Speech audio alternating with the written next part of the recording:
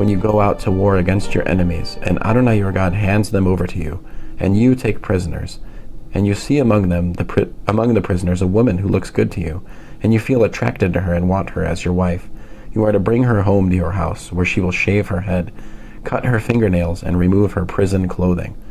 She will stay there in your house, mourning her father and mother for a full month, after which you may go in to have sexual relations with her, and be her husband, and she will be your wife. In the event that you lose interest in her, you are to let her go wherever she wishes, but you may not sell her for money or treat her like a slave, because you humiliated her.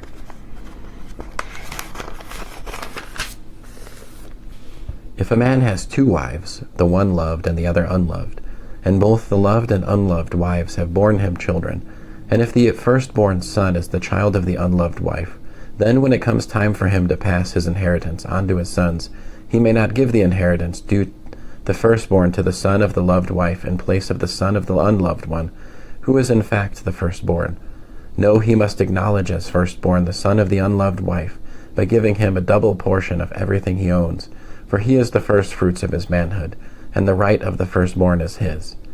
If a man has a stubborn, rebellious son, who will not obey what his father or mother says, and even after they discipline him, he still refuses to pay attention to them, then his father and mother are to take hold of him and bring him out to the leaders of his town, at the gate of that place, and say to the leaders of his town, this son of ours is stubborn and rebellious.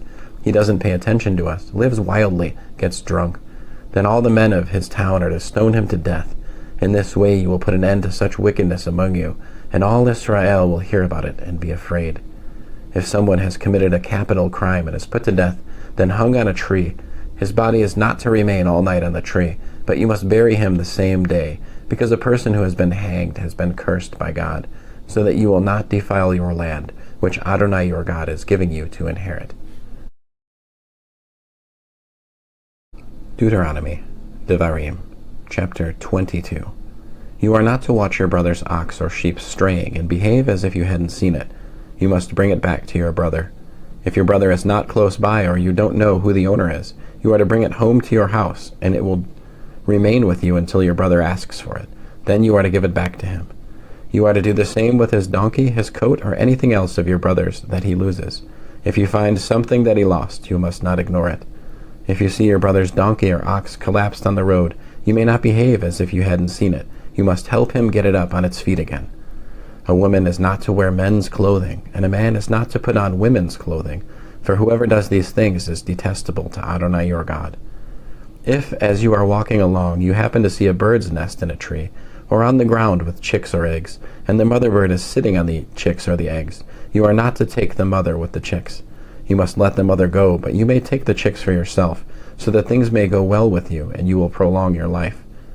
When you build a new house, you must build a low wall around your roof, otherwise someone may fall from it, and you will be responsible for his death.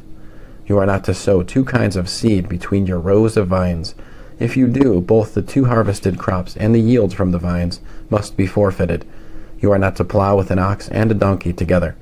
You are not to wear clothing woven with 2 kinds of thread, wool, and linen together. You are to make for yourself twisted cords on the 4 corners of the garment you wrap around yourself. If a man marries a woman, has sexual relations with her, and then, having come to dislike her, brings false charges against her and defames her character by saying, I married this woman, but when I had intercourse with her, I did not find evidence that she was a virgin. Then the girl's father and mother are to take evidence of the girl's virginity to the leaders of the town at the gate. The girl's father will say to the leaders, I let my daughter marry this man, but he hates her. So he has brought false charges that he didn't find evidence of her virginity. Yet here is the evidence of my daughter's virginity, and find evidence of her virginity. And they will lay the cloth before the town leaders. So verse 18, and they will lay the cloth before the town leaders. The leaders of that town are to take the man, punish him, and fine him 2.5 pounds of silver shekels, which they will give to the girl's father, because he has publicly defamed a virgin of Israel. She will remain his wife, and he is forbidden from divorcing her as long as he lives. But if the charge is substantiated that evidence for the girl's virginity could not be found, then they are to lead the girl to the door of her father's house, and the men of her town will stone her to death, because she has committed in Israel the disgraceful act of being a prostitute while still in her father's house. In this way you will put an end to such wickedness among you. If a man is found sleeping with a woman who has a husband, both of them must die. The man who went to bed with the woman, and the woman too. In this way you will expel such wickedness from Israel. If a girl who is a virgin is engaged to a man, and another man comes upon her in the town and has sexual relations with her, you are to bring them both out to the gate of the city and stone them to death. The girl because she didn't cry out for help there in the city, and the man because he has humiliated his neighbor's wife. In this way you will put an end to such wickedness among you. But if the man comes upon the engaged girl out in the countryside, and the man grabs her and has sexual relations with her, then only the man who had intercourse with her is to die. You will do nothing to the girl because she has done nothing deserving of death. The situation is like the case of the man who attacks his neighbor and kills him. For he found her in the countryside, and the engaged girl cried out, but there was no one to save her. If a man comes upon a girl who is a virgin but who is not engaged, and he grabs her and has sexual relations with her, and they are caught in the act, then the man who had intercourse with her must give to the girl's father 1¼ pounds of silver shekels, and she will become his wife, because he humiliated her. He may not divorce her as long as he lives. Deuteronomy, Devarim, chapter 23. A man is not to take his father's wife, thus violating his father's rights. A man with crushed or damaged private parts may not enter the assembly of Adonai. A son of a forbidden marriage may not enter the assembly of Adonai, nor may his descendants down to the 10th generation enter the assembly of Adonai.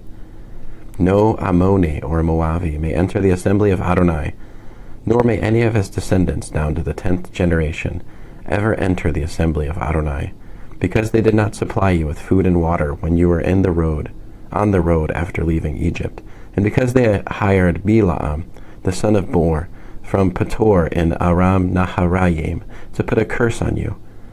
But Adonai your God would not listen to Bilaam. Rather, Adonai your God turned the curse into a blessing for you, because Adonai your God loved you. So you are never to seek their peace or well-being as long as you live. But you are not to detest an Edomi, because he is your brother, and you are not to detest an Egyptian, because you lived as a foreigner in his land.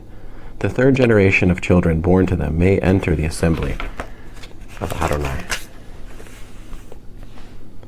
When you are in camp, at war with your enemies, you are to guard yourself against anything bad. If there is a man among you who is unclean because of a nocturnal emission, he is to go outside the camp. He is not to enter the camp. When evening arrives, he is to bathe himself in water, and after sunset he may enter the camp.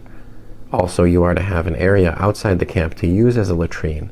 You must include a trowel with your equipment, and when you relieve yourself, you are to dig a hole first, and afterwards cover your excrement. For Adonai your God moves about in your camp to rescue you, and to hand over your enemies to you. Therefore your camp must be a holy place. Adonai should not see anything indecent among you, or he will turn away from you. If a slave has escaped from his master and taken refuge with you, you are not to hand him back to his master. Allow him to stay with you in whichever place suits him best among your settlements. Do not mistreat him. No woman of Israel is to engage in ritual prostitution, and no man of Israel is to engage in ritual homosexual prostitution. Nothing earned through heterosexual or homosexual prostitution is to be brought into the house of Adonai your God in fulfillment of any vow, for both of these are abhorrent to Adonai your God. You are not to lend at interest to your brother, no matter whether the loan is of money, food, or anything else that can earn interest. To an outsider you may lend at interest, but to your brother you are not to lend at interest, so that Adonai your God will prosper you in everything you set out to do in the land you are entering, in order to take possession of it. When you make a vow to Adonai your God, you are not to delay in fulfilling it, for Adonai your God will certainly demand it of you, and your failure to do so will be your sin. If you choose not to make a vow at all, that will not be a sin for you. But if a vow passes your lips, you must take care to perform it according to what you voluntarily vowed to Adonai your God, what you promised in words spoken aloud. When you enter your neighbor's vineyard, you may eat enough grapes to satisfy your appetite, but you are not to put any in your basket. When you enter your neighbor's field of growing grain, you may pluck ears with your hand, but you are not to put a sickle to your neighbor's grain. Deuteronomy, Devarim, chapter 24. Suppose a man marries a woman and consummates the marriage, but later finds her displeasing, because he has found her offensive in some respect. He writes her a divorce document, gives it to her, and sends her away from his house. She leaves his house, goes and becomes another man's wife. But the second husband dislikes her and writes her a get, gives it to her, and sends her away from his house. Or the second husband whom she married dies. In such a case, her first husband, who sent her away, may not take her again as his wife, because she is now defiled. It would be detestable to Adonai, and you are not to bring about sin in the land Adonai your God is giving you as your inheritance. If a man has recently married his wife, he is not to be subject to military service. He is to be free of external obligations and left at home for 1 year to make his new wife happy. No one may take a mill or even an upper millstone as collateral for a loan, because that would be taking as collateral the debtor's very means of sustenance. If a man kidnaps any of his brothers, fellow members of the community of Israel, and makes him his slave or sells him, that kidnapper must die. In this way you will put an end to such wickedness among you. When there is an outbreak of Zara'at, be careful to observe and do just what the Kohanim, who are Levi'im, teach you. Take care to do as I ordered them. Remember what Adonai your God did to Miriam on the road after you left Egypt. When you make any kind of loan to your neighbor, you are not to enter his house to take his collateral. You must stand outside, and the borrower will bring the collateral outside to you. If he is poor, you are not to go to bed with what he gave as collateral in your possession. Rather, you must restore the pledged item at sunset. Then he will go to sleep wearing his garment and bless you. This will be an upright deed of yours before Adonai your God. You are not to exploit a hired worker who is poor and needy, whether one of your brothers or a foreigner living in your land, in your town. You are to pay him his wages the day he earned them, before sunset, for he is poor and looks forward to being paid. Otherwise he will cry out against you to Adonai, and it will be your sin. Fathers are not to be executed for the children, nor are children to be executed for the fathers. Every person will be executed for his own sin. You are not to deprive the foreigner or the orphan of the justice which is his due, and you are not to take a widow's clothing as collateral for a loan. Rather, remember that you were a slave in Egypt, and Adonai your God redeemed you from here. This is why I am ordering you to do this. When harvesting the grain in your field, if you forgot a sheaf of grain there, you are not to go back and get it. It will remain there for the foreigner, the orphan, and the widow, so that Adonai your God will bless you in all the work you do. When you beat your olive tree, you are not to go back over the branches again. The olives that are left will be for the foreigner, the orphan, and the widow. When you gather the grapes from your vineyard, verse 21, when you gather the grapes from your vineyard, you are not to return and pick grapes a second time. What is left will be for the foreigner, the orphan, and the widow.